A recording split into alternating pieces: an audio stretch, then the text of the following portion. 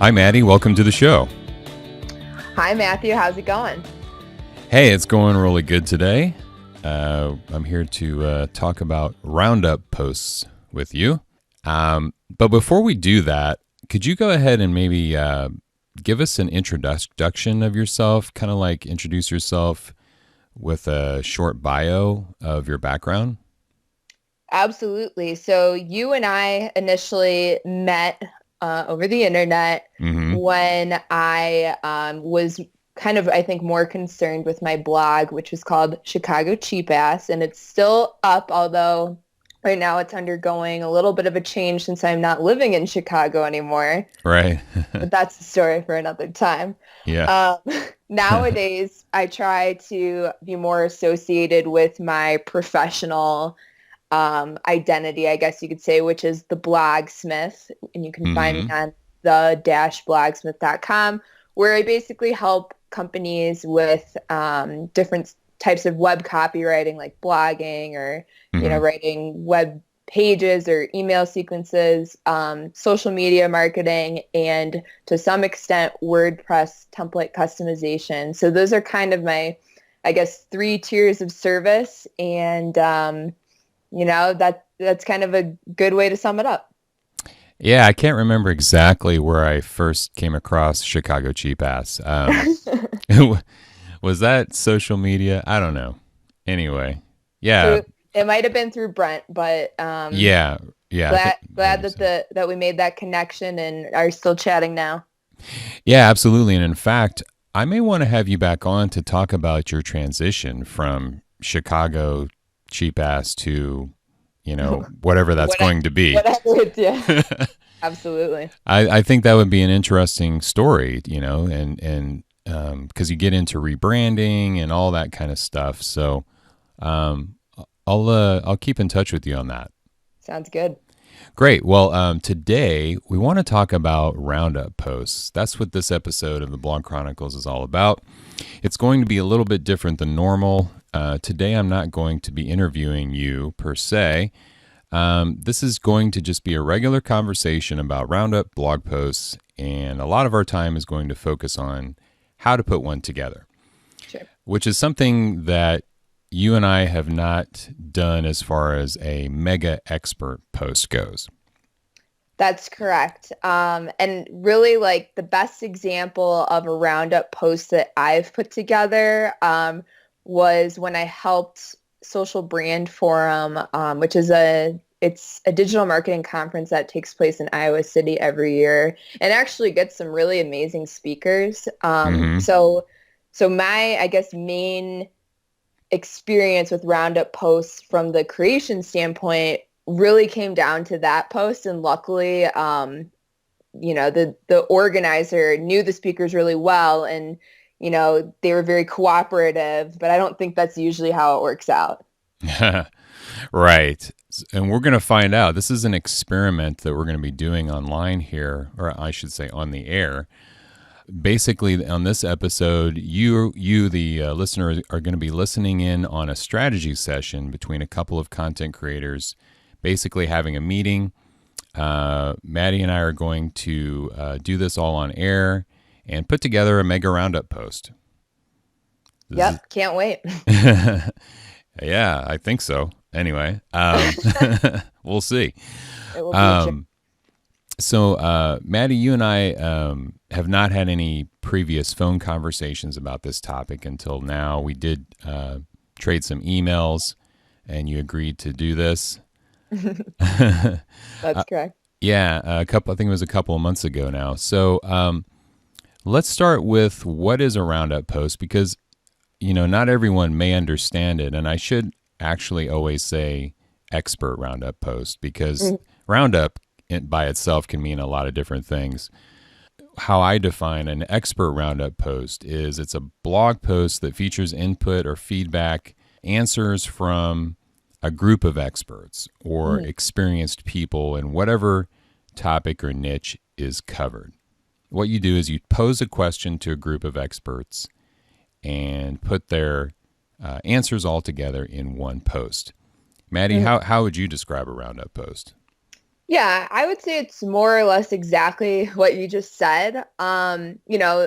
What really helps, I think, as far as when somebody asks me to be part of a Roundup post, is knowing kind of what they're looking for past, just basically answering the question. Is there a specific word count they're after? Mm-hmm. Maybe sharing some examples of answers people have already given, especially if it's a type of roundup where, for example, like a tools post, like here's all the best tools. You don't want to answer the same as somebody else because then suddenly that post gives a little bit less value depending Mm-hmm. on the situation. Roundup posts usually also includes some sort of incentive for the expert to get involved, whether it's being associated with people that might be more expert than them, the fact that it can provide backlinks back to their own website, Mm-hmm. links to Twitter, incentives for people to tweet out little sound bites from whatever their answer was. So, it's very much it's a branding opportunity, it's a marketing opportunity, and just everyone's always trying to become more expert, I think, especially like freelancers online or bloggers. You want to be associated with some sort of expertise. And by participating in these roundup posts, that's a great first step. Absolutely. You're talking about authority, right? Right, exactly. Yeah, they're trying to build up their authority on a given topic. That sounds like a great definition as well. Now let's talk a little bit about the why. Mhm. Why do all this work, and what are the benefits to Roundup posts? Well, like you just mentioned, one of the direct results can be a ton of links, or what they call Mhm. backlinks, along with social shares. Roundups are a straightforward, ethical way to potentially gain new backlinks. And if you're new to blogging, backlinks are when people link to your site on their site. So these links give a positive boost to your search engine optimization. And in one case study I read over on QuickSprout, a guy named John Cooper, whose site is Point Blank SEO, did a roundup post that landed his site 652 links from 158 different referring domains. Wow. So, yeah, that was a pretty sweet result. Yeah. So, not everyone who takes part in your roundup posts will link to your site. That's something to keep in mind. Now, I personally don't just typically straight out ask, hey, will you link to my site? I'll encourage them to share it. I might say, hey, this would look good on your press page or something like that. Mhm. But I don't normally get too stressed out over things I can't control. A good practice for anything in life.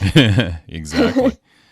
So if they participate but don't link, oh well, perhaps they'll still share it on social.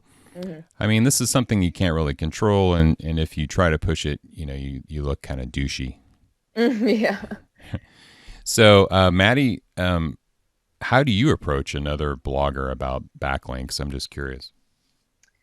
Um, I'm kind of the same as you. I don't really like to ask directly for it, even if Mm-hmm. that's exactly what I want. I think it's more about finding an opportunity to be helpful. So like I'll get emails all the time from people who read my articles and they'll mention something that shows that they actually read it and not just that, they're kind of cold emailing me. Mm-hmm. So they'll kind of say like, thanks for writing this. I got something out of it. Here's what I got out of it. By the way, I wrote this post a while ago that might be a good resource that you could link to from that blog. And then sometimes they'll also mention that they've gone ahead and shared the post too.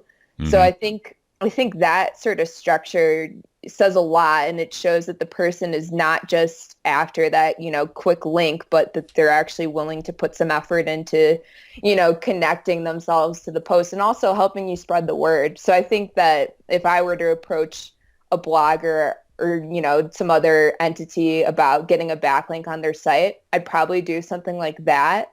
Right. Um, I'll share one story really quick about, different types of domain extensions, whether it's .com, .edu, .gov give different levels of authority to your website. So .com is kind of basic. Obviously Google.com is going to be like a high authority Hmm. referrer if they had a blog or whatever. But so-and-so blogger who just started, that's going to be super low authority. But in general, like a .gov or a .edu referring backlink is one of like the best kinds of backlinks you can get. Hmm. So I reached out to one of my old professors who's actually the associate dean of the business school that I went to now. And he runs like this dean's blog sort of things, and it's on an EDU site. So I reached out to him and I was like, hey, listen, I'm trying to build authority for this website. And it was Chicago Cheap Ass at the time. Hmm. And I was like, I'd really appreciate, helping me spread the word. And I was straight up with him. I said, it has to do with the fact that the website that you blog on is a .edu address. But because we already had a relationship prior to that point and, a level of professional respect for each other, it was a very easy transition from the moment I asked him for that to the minute that he published something with my URL and kind of like a context to it as well. Hmm. So I think sometimes if you're just straight up with people, if you have an existing relationship with them, that's really quality way to go about getting backlinks. Hmm. Obviously, it's much harder when it's somebody that you don't know, which is why, again, it's important to build relationships. Yeah, that's a great story. I'm really glad you pointed out that the suffix of the Just domain. a totally random thing I just remembered. Yeah, yeah, that makes a difference too. I know when I did the new writer scholarship last year, I reached out to a lot of educational websites Hmm. for that. And you're right. That's a good point. But you're also correct. It's really all about developing relationships. I didn't just contact you out of the blue and ask you to come on. I mean, I've been in contact with you. You've done a guest post on my blog before, and we've had some interaction and communication beforehand. So Exactly. And it's the that's same the best thing. way to do it. Yeah, yeah, it's the same thing with the backlinks too. So just a couple of episodes ago on this show, I interviewed a Roundup post expert. Are you familiar with Minuka Elena? Ooh, it doesn't sound super familiar. Okay. Well, she actually makes her full time income from creating mega Roundup posts. I should, Nice. yeah, expert Roundup posts for other websites. And one interesting thing that she said was that only about 30% of the people that she asks to take part in her Roundup posts respond to her requests. Hmm. So this means if we're going to want to have 100 people on the Roundup, we will probably need to send at a minimum at least 300 emails reaching out to people, probably more than that. Yeah, I think it's interesting that you bring up that stat too, and I'm sure that like it's really right about around that point, no matter what the situation is. Hmm. Because, sometimes maybe it goes to spam or maybe they want to do it and they forget about it and they put it off and then, next thing you know, the post is already published. Yeah. Um, it's interesting though. I mean, from a personal standpoint, whenever somebody asks me if I want to be a part of a roundup, I don't think I've said no yet. I've always tried my best to get them an answer within, a day or two of getting it, just so I don't forget and so that I kind of stay top of mind with them. And, if I do have a link or whatever, that they're more likely to put it in. Um, Yeah. I think that one of the factors that could potentially affect that rate is answering the question of what's in it for me and, you know, kind of closing the loop on, not only are you going to be featured on my website as an expert, but, it's that opportunity for backlinks, your chance to associate with other experts in the space. So I think that, when we go about making a Roundup post or a mega Roundup post, we really need to drive it back to what is it that they're going to get out of this. Absolutely. Yeah, that is a great point. We're going to need to, give them a benefit too. Like you, I don't recall ever turning one down because they're a good way to actually start a relationship too. Exactly. Now, my guest a couple of episodes ago, Minuka, she says that you can see that epic Roundup posts are not quite as popular now in our niche, being the blogging and digital marketing niche. Mhm. But they're just now taking off in other niches. They're kind of cooling off in our niche. Right. But anybody listening who is in a different niche than the how to blog niche, these can Roundup expert Roundup posts can really do a lot for your website. She's done Roundup posts for websites in the parenting niche, gardening niche, even the sex therapy niche, and Hmm. many others. And so, if your blog is not in the how to blog niche or how to market niche, then chances are an expert Roundup post could still be a great piece of content for your blog. So, we're going to go ahead and do a Roundup post in the blogging niche as an experiment to see what results we can get and see how this process goes. So, the first thing we want to do is decide on a topic. I think I have a possible good topic, one that I haven't seen very much at all out there on coverage yet, and I think it's one that I think a lot of experts would enjoy replying to and giving us their take on it. Well, by all means, let's hear it. Okay, I'll go first here and say the question I have for experts out there: how will virtual reality change blogging? Hmm. I mean, it's very straightforward and can provide a lot of different answers, I think. I mean, is that something you would be interested in? I think that it's very topical with the idea of virtual reality. Yeah, that's kind of a hot topic right now. Yeah, I'm trying to think of how how quickly we'll be seeing a change in the blogging realm because of it, you know? Mm-hmm, mm-hmm. So so I'm about 60/40 on that topic right now. Okay. It's definitely interesting though, and what I was going to say is, along the lines of the blogging, how to blog niche of expert posts being a little bit oversaturated. I 110% agree with that. Um, Right. Oftentimes I'll, click through to a link to look at one and kind of skim it and be completely overwhelmed because there's just so much there. Chances are I already know most of the information just from my own article reading, book reading, whatever. Yeah. So I think that the key is having a very unique question, which is what you are proposing. So I like that. I think there is a viral factor there. As far as Mm-hmm. how I would answer that question, I have no idea. Yeah, exactly. I mean, I almost think we would need to target not just bloggers, Hmm. maybe not even make other bloggers the primary focus, but more like virtual reality experts. Sure, yeah. Maybe some people in like the consumer electronic industry or Right. Yeah. something like that. And we'll talk in a minute about how to target those folks. Do you have any ideas, possibly topics?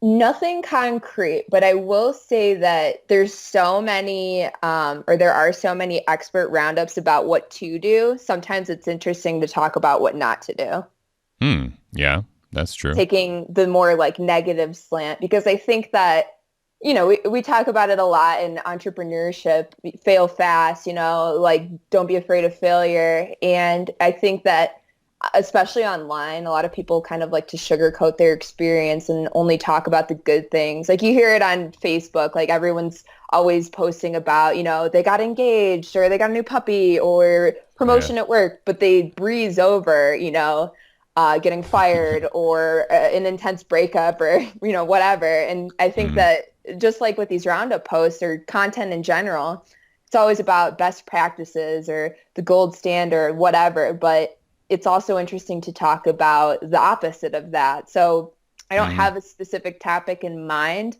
mm, but for example, this one roundup post that I did, and it wasn't a mega roundup, it was probably 9 people, but the topic, and it was granted a little bit vague, but just for an example, the topic was which marketing mistake do you see people making most often? And it was a bunch of, different sort of digital marketing thought leaders. So it was interesting to pick their minds for that. That does sound like a good way to go. It seems like recently I've heard or I've come across one or two, like, what was your biggest mistake? I don't Hmm. know. Yeah, Um, I like stuff like that. So, mhm. if the topic was something like, maybe not regrets. Regret might not be the best word, but like what's your biggest regret from like when you started blogging or, your biggest setback or something like that. Something that made you want to Yeah. throw in the towel, but then you didn't and you got better because of it. How about combining the two and saying, what's your biggest virtual reality mistake? I'm just kidding. I was gonna say it might be too new for there to be too many.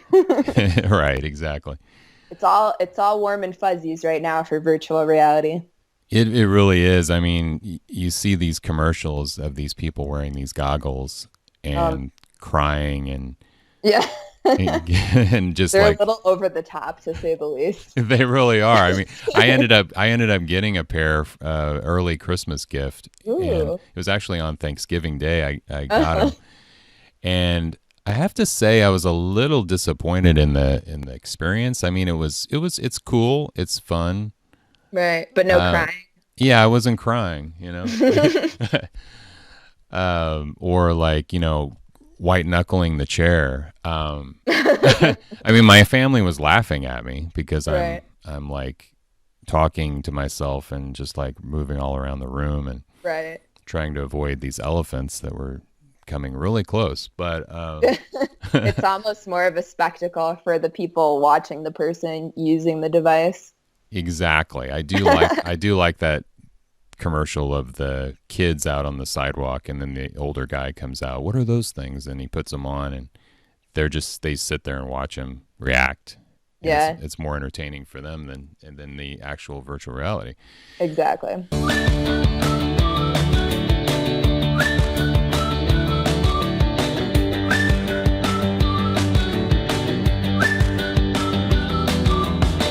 So, yeah, I mean, I don't know.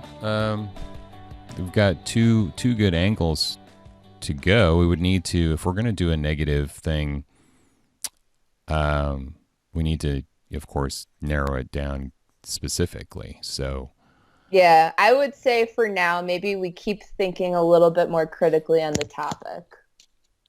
okay. So maybe even on this episode, we don't necessarily nail down the topic. Right. Just more about the approach and once we get the topic, how do we structure our plan of attack? Absolutely. Right. Okay. Well, we will do that. Let's move on to the next step. Once the blogger comes up with their topic, then they Mhm. need to find the experts to reach out to participate in their expert roundup. Right.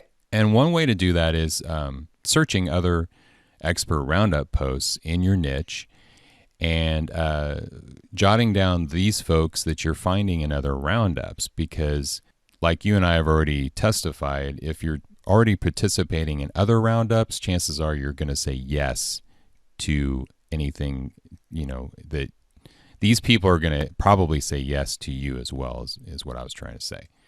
Yeah, Do that's you an agree with excellent that? point I hadn't even thought of, but it makes perfect sense.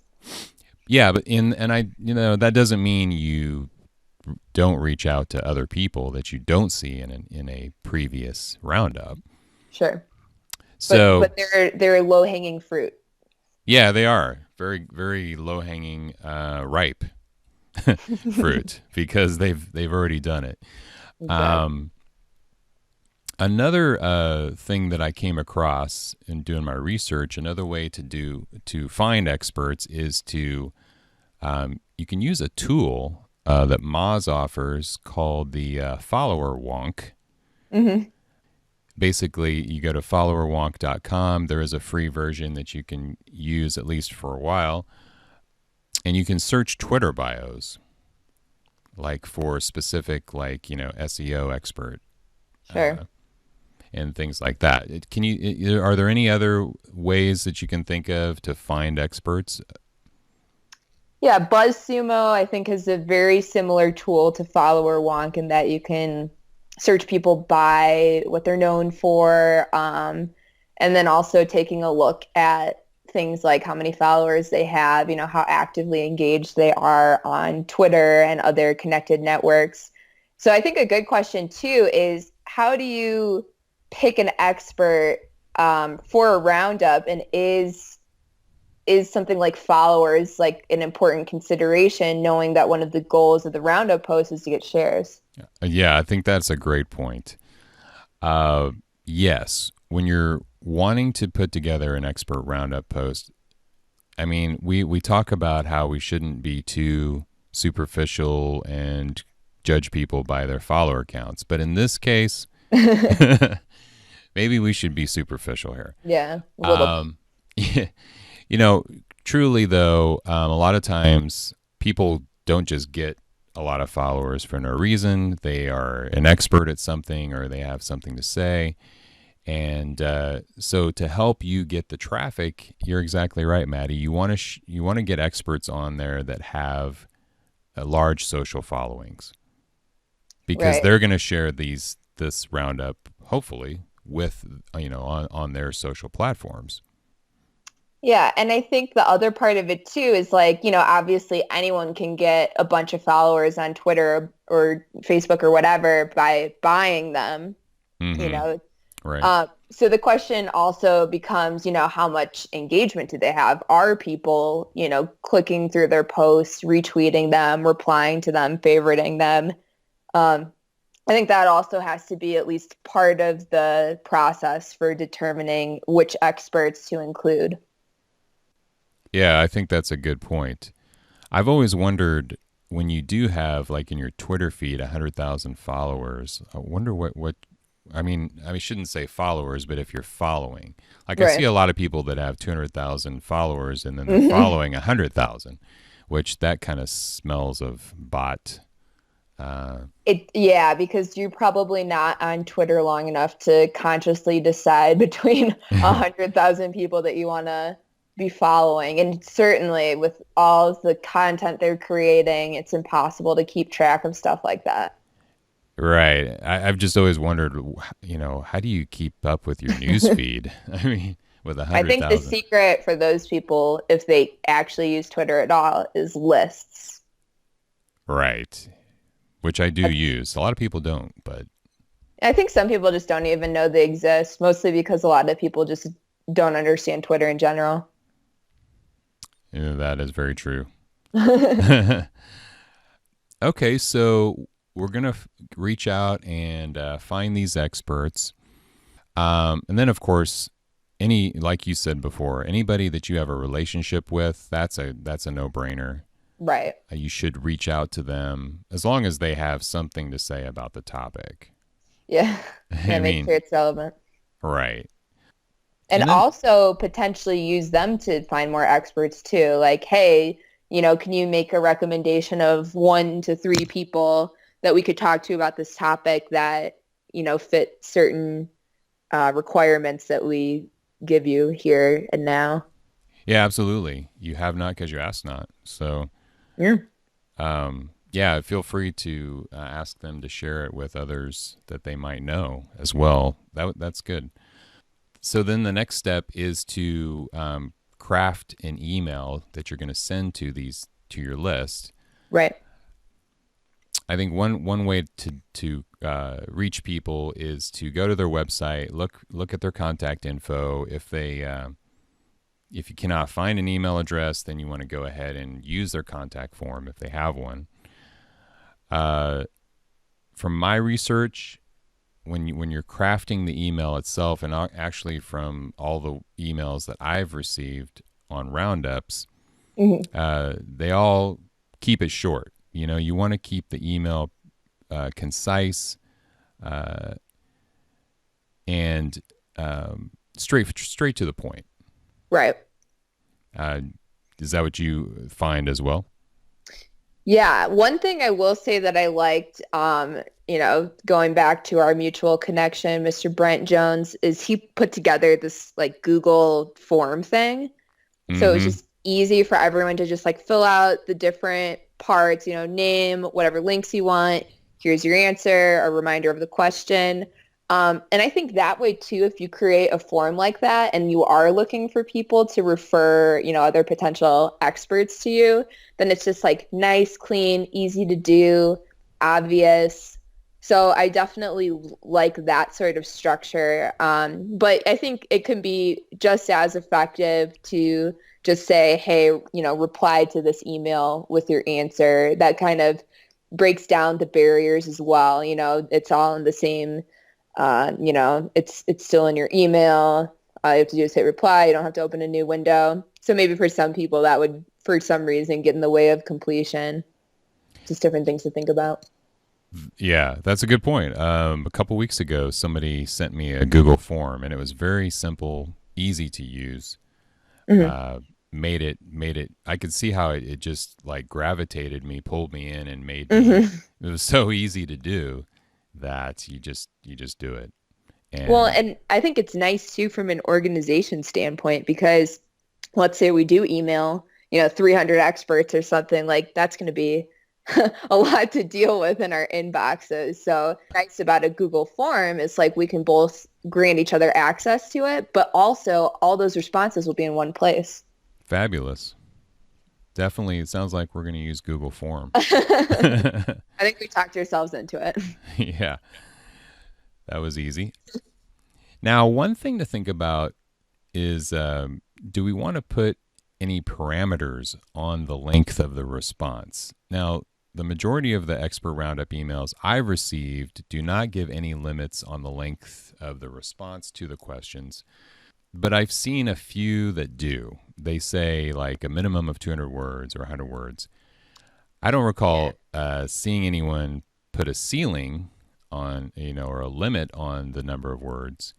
right. Uh, I've noticed that some people turn in really long answers to expert roundup requests, Hmm.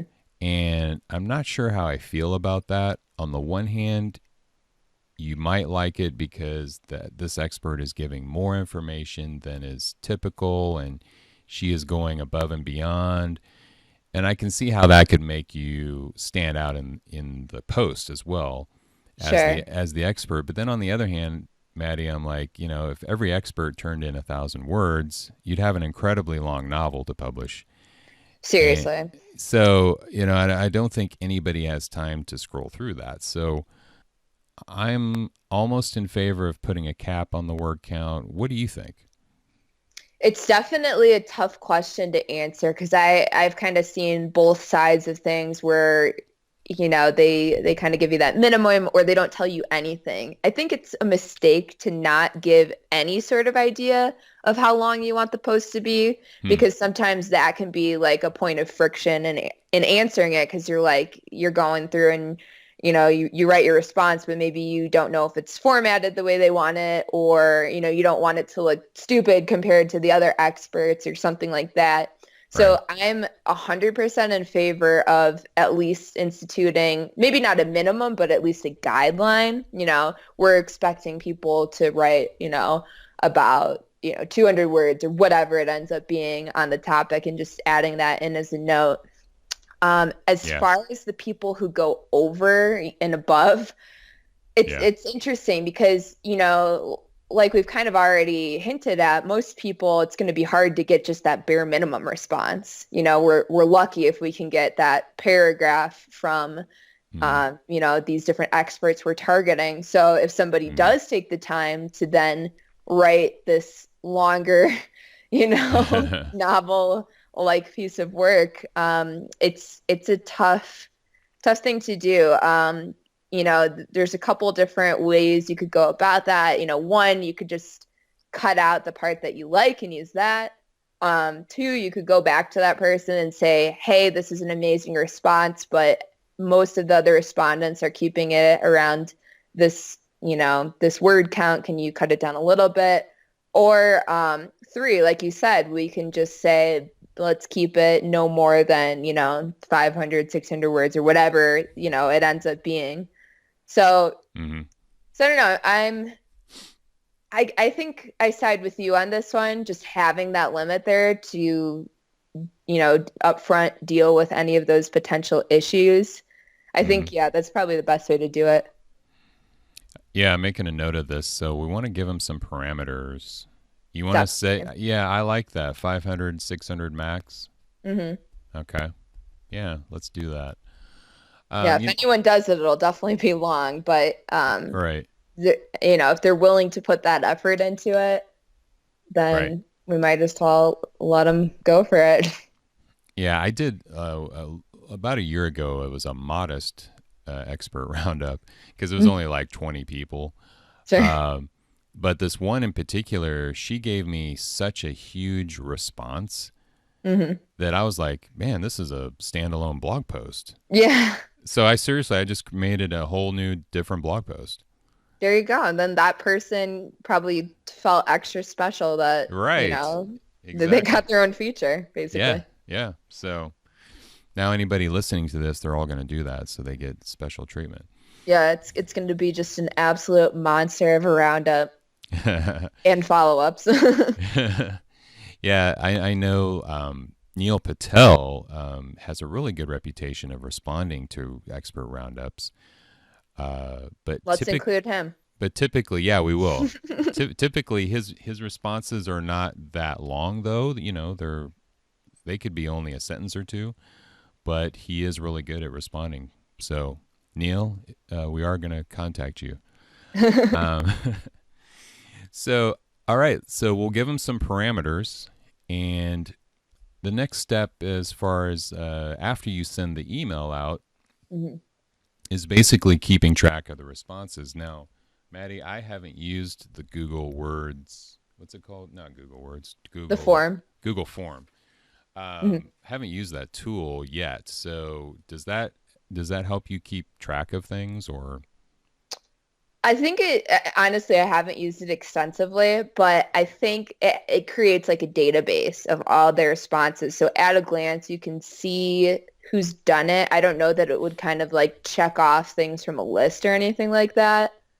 Okay. Um, so we might have to either create some sort of system, like maybe we could set something up in MailChimp or something where anyone who like doesn't read the email or anyone who doesn't click that Google Forms link gets another email reminder about it.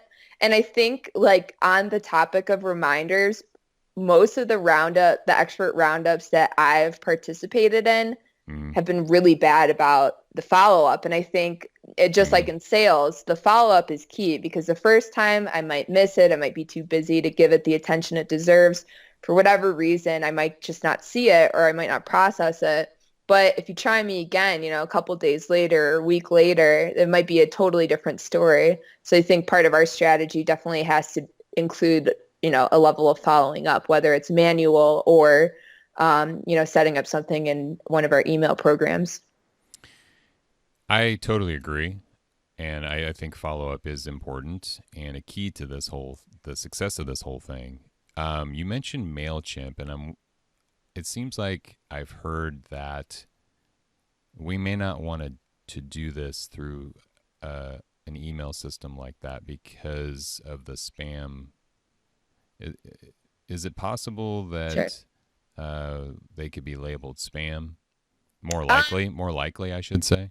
Potentially, yeah. I think MailChimp in general has pretty good deliverability, but that's definitely an issue that we might come across. Yeah, I mean, I use Mailchimp and I like it.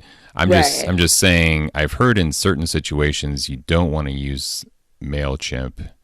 Yeah, and this would definitely be one where it might make more sense to just do it through our own email inboxes, Hmm. or whatever. I agree. Yeah. Um, just because I think it does flag their emails a little more than if it's coming from a personal account. So Right. that would be my recommendation. Somebody new is to use your own email when you're reaching out to the experts. I'd have to look more into that. I follow mean, up on. yeah, I mean, MailChimp is definitely convenient and definitely easy to use. I would say even just for the ability to easily categorize between who's done something that's indicated an interest or not, you know?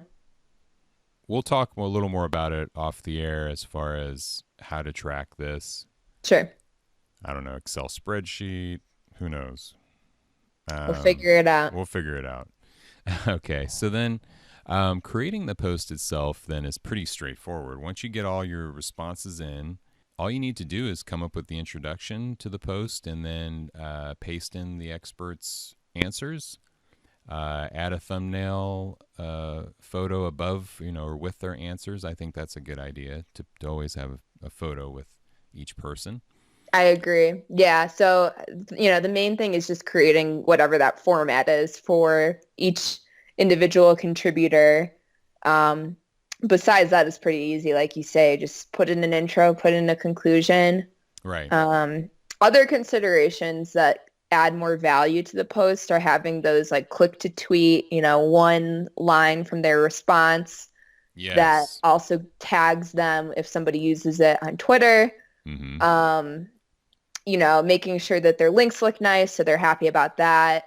And also standardizing what links we include. So is it just their Twitter, just their website, or do we want to include anything else? Yeah, that is something to consider and think about. I think definitely their website and Mhm. Twitter. I don't know if you start going more than two, does it start getting confusing or Um, cluttery? Maybe I don't know. Potentially. I think using icons for like the social sites would Mm-hmm. make it not look too bad.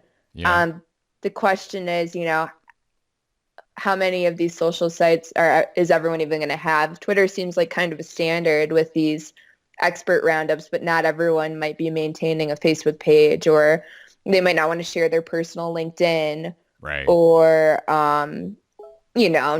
Instagram might be totally irrelevant and things like that. Right. Right. Yeah, I like that too. I like the expert posts that have like each one has a tweet this with each expert, like the nugget or the takeaway. And I I think that makes the experts feel, the warm fuzzies inside too, because it's like, we didn't just throw your answer up. Like we actually looked through it for the best sort of soundbite. And now we're even giving you an additional chance to reach more people on Twitter, under your name. Yeah, I totally agree. I think we should do that. Okay. Yeah, and then on the post image itself, Maddie. Now, many of the ones that I've seen have a whole bunch of expert thumbnails on there, and I think that's a Hmm. smart design because it not only human faces catch the eye, Right. and then when you see someone that you're drawn in to that. Um, you may just be interested in that one person that you see, but hey, that's a win, right? I mean, that the person clicks and visits the page. So, what are your thoughts about the post image at the top? I absolutely love that idea. Agree with the idea that people respond to human faces better than really anything else. Yep. Um, from the sharing standpoint, it might also make sense to kind of superimpose like the name of the post over the image, just like a slight overlay or something like that. Okay. Right. Yeah, I'm writing this down. That's good. So that's really the gist of putting a roundup post together. Right. And after that, then it's just a matter of promoting it. Which Um, hopefully, if all goes well, you get a little bit of help. Yeah, yeah, right. Absolutely. I mean, most people when they're featured in something, they're going to share it. I mean, Hmm. at least on one of their social channels. Yeah. Maybe not all of them. Yeah. And I think, in terms of just having a nice reminder for them to share, first of all, let them know when it's going live, or at least like Mhm. a Right. tentative date in that one of those first emails you sent them. Remind them when it actually is live, and include not only the published link, but, copy that would be appropriate for LinkedIn, for Twitter, for Facebook, whatever, make the copy appropriate to the different channels they'd be sharing on. And don't make them think too hard about it so that it's easy for them to share it. Oh, right. Interesting. When you say the copy, you Mhm. mean you're talking about their answers or No, so like just like a tweet. So if it's, such and such expert roundup, then the tweet's already pretty much written out. It has the URL on it. You might also attach the photo to that email send if they want to attach that separately. yeah, okay, Um, gotcha. yeah, so just and maybe like a hashtag or something that would be relevant so that it gets even more reach than that. But just the idea of making it as easy as possible to share. Yeah, absolutely. So normally every participant gets a short email letting them know it's available, as you said. Mhm. I'm definitely going to send this to my email list and, of course, my social platforms once it's done. And I think we've covered all the main bases, really. As far as creation, there's not a whole lot left I have to say on the subject. Okay. Great. Well, this is a good time to wrap up then. Are you ready to dive into this? I'm totally ready. I feel better now that we've talked about it. Me too. We'll need to decide on a topic for sure. You know, we've Yep. gotten down kind of close on that a little bit, Yeah. and then we'll just decide on who does what, and then what I'd like to do is come back after it's all said and done. Come back with you on the Blog Chronicles, and we'll talk about the results. I think that's the perfect way to go about it. Sounds great. Well, I'll see you then. All right, Matthew, thanks again for featuring me on your podcast, and I'm excited to get this started. Me too, Maddie. It's been a pleasure having you on the Blog Chronicles today.